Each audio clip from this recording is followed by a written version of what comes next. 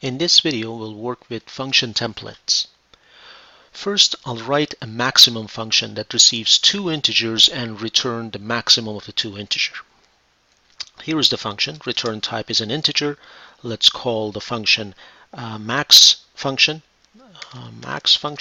and then it receives two integers, x and y, as parameters, and returns the maximum of the two parameters. So the code is very simple. If x is greater than y, then we'll return x, and otherwise we'll return y.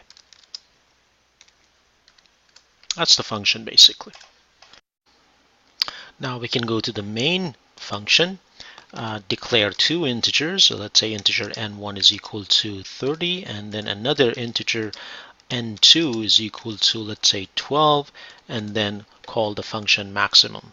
And we can do that actually right inside a cout. The max is, and then call up the max function, max1, and pass n1 and n2 as parameters to this function, end line. We'll run this function. n1 and n2 are passed as arguments to the function max function, and the larger of the two, which is 30, is returned. That's correct.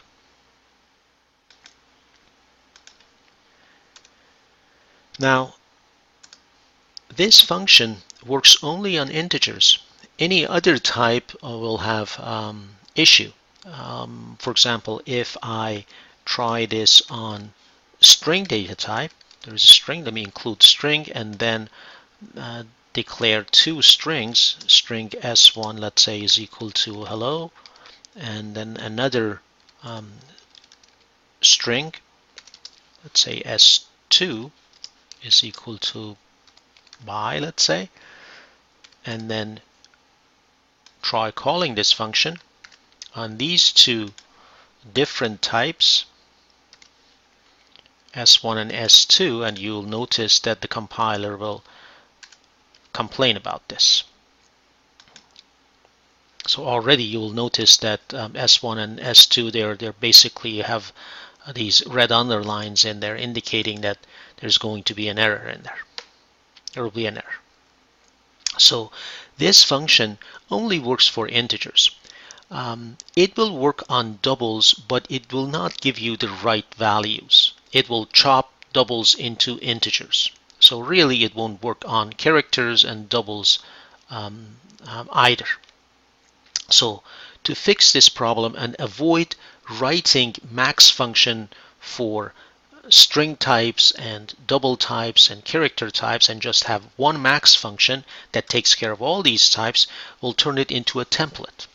So we have this max function written for integers. We want to convert it to a template that works for different types. To do that, we'll use the keyword template right outside the function, and then in angled bracket, type name t.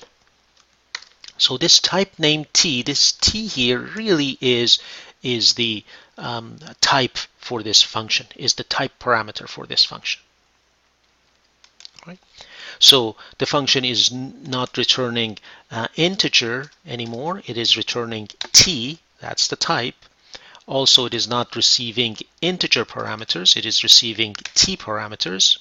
And that t is a dummy variable name, which we can change it to anything. But conventionally, uppercase t is used for that type parameter. So the function maxfun receives two parameters of template type t and returns type t as well. Nothing in the code needs to be changed. Now this function template will work for integers as well as strings as well as doubles and so forth, other types. So let's run it. I'll run this, and the output for the integers, the max is 30, and for the strings hello and bye, hello is larger because H appears after B in alphabet. Now, how does this work?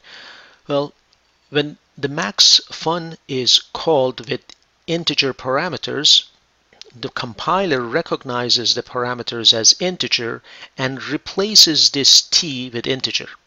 Basically, the compiler will generate this whole code, the whole function, replacing t with integer and then calling that generated function.